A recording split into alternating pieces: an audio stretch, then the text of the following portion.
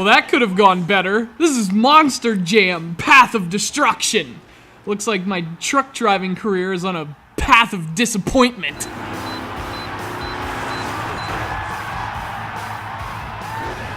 I'm not going to pretend I know a whole lot about monster trucks, but I do have a little experience. The good folks at Activision hooked us up with some front row seats to a Monster Jam event earlier this year, and I gotta tell you, Kevin and I had a ridiculous time.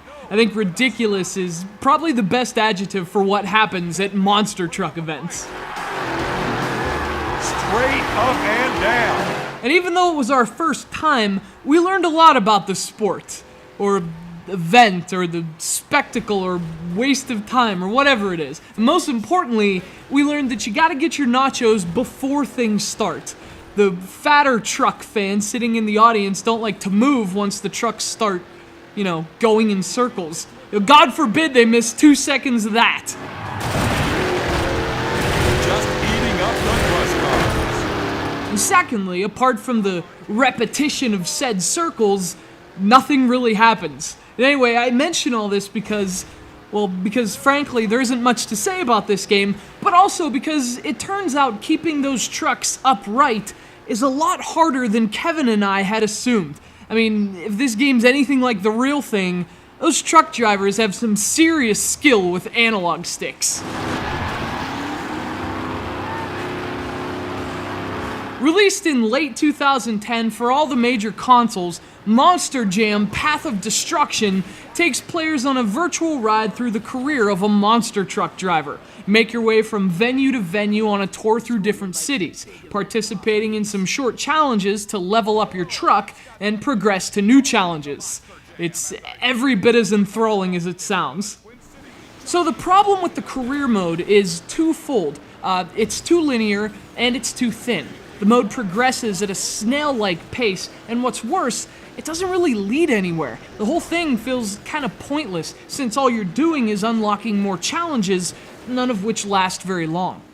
But the game really gets a flat in terms of content. Aside from that bare-bones career mode, there's also a bare-bones multiplayer mode. You just don't have much to do in this game, and actually it's kind of a bummer because the game plays pretty well. Come on, you can catch him. Swapping paint, looking for the lead. In fact, the most surprising thing about Path of Destruction is its controls. Now, there is a pretty steep learning curve, and I'm not a fan of the dual steering setup, which has you steering both the front and rear wheels to maintain your balance, but once you figure things out, it's actually fun to play. Doing tricks and stunts is tough, but it's also pretty rewarding. There's also some light customization, which is a nice touch. In Monster Jam, customization is the name of the game. You'll see what I tell you. Path of Destruction is all about customization, and I am all about... I am the law!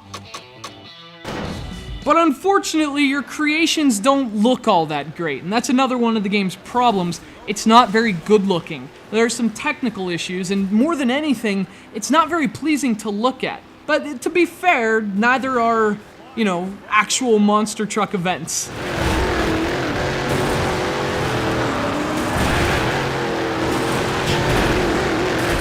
This is a low-priced game that's understandably light on content and polish, but it does play well, and it includes 30 officially licensed monster trucks. If that excites you, this game isn't a terrible option. I mean, I had fun with it, and I only needed 3 wheels to dominate in Monster Jam Path of Destruction.